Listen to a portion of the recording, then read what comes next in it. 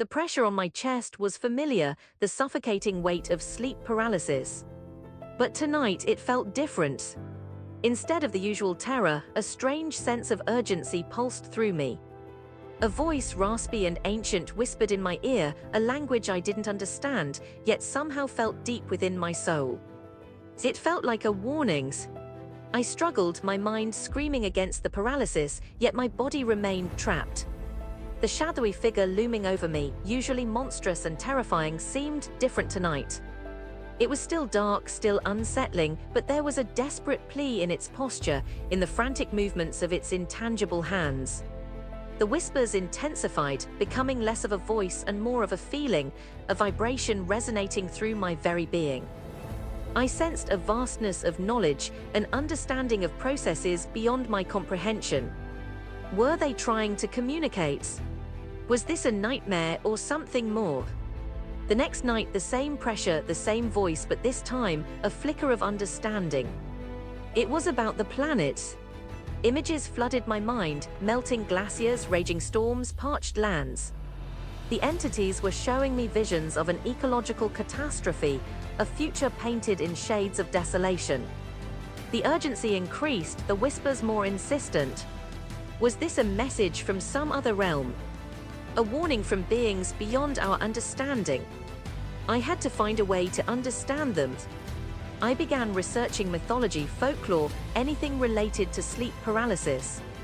I discovered accounts from all over the world, stories of night hags, shadow people, beings that visited those who slept. They weren't just demons, they were communicators. The more I researched, the more I realized a connection. The visions, the whispers, they were all linked. It was a warning about climate change, a stark picture of an unsustainable future. The entities weren't tormenting me, they were trying to convey information. The following nights, the communications continued. The entities seemed to anticipate my thoughts, responding to my questions with disturbing clarity. They used symbolism, vivid imagery, to convey their message. Each image felt like a chapter in a terrifying prophecy. A dying forest suffocating under a thick blanket of smog. An ocean choked by plastic, devoid of life. A desolate cityscape, abandoned and decaying. They showcased the consequences of humanity's negligence. These weren't just nightmares, they were warnings. They were trying to make me understand, to make me a vessel for their message. What was I going to do with this knowledge? My life changed. The terror turned into a sense of responsibility. I needed to share what they were showing me, to alert others to the impending catastrophe. I started keeping a detailed journal, sketching the images they showed me, transcribing the whispers as best I could.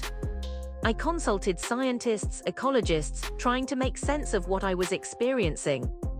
They were skeptical, of course. Many dismissed my experiences as mere hallucinations, anxiety dreams.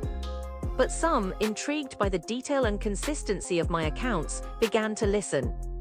They were amazed by the accuracy of the ecological predictions reflected in my journals. The details of environmental changes were specific and consistent with current scientific models that predicted long-term trends. I started giving lectures, sharing my experiences, showing my research. It was risky, I was ridiculed, dismissed as a lunatic, a fraud. But some people believed me, people who were already concerned about the climate crisis, people who were open to alternative explanations. The entities seemed to guide my actions, influencing the tone and message of my talks, always reinforcing the urgency of the situation. They were showing me how to present the information effectively. Over time, my sleep paralysis episodes evolved. The frightening shadows receded, replaced by a sense of collaboration.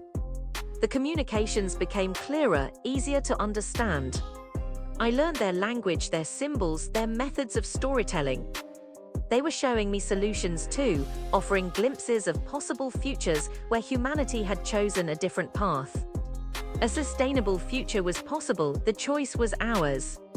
The shadowy beings were not the monsters of my childhood nightmares. They were desperate guardians, attempting to wake a slumbering world. They were fighting for survival just as much as we were. The whispers didn't cease entirely, but they lessened in intensity. My role was to relay the message. Their purpose seemed fulfilled. They had chosen me to act as a conduit to awaken humanity before it was too late. This is the responsibility I had to carry. This is a task I will continue to fulfill. The battle for our planet's future had just begun. I had to succeed. The fate of the world rested on my shoulders. We had to act now before it is too late. The world's fate rests upon the urgency of our collective actions. The silence is deafening. Our planet is dying.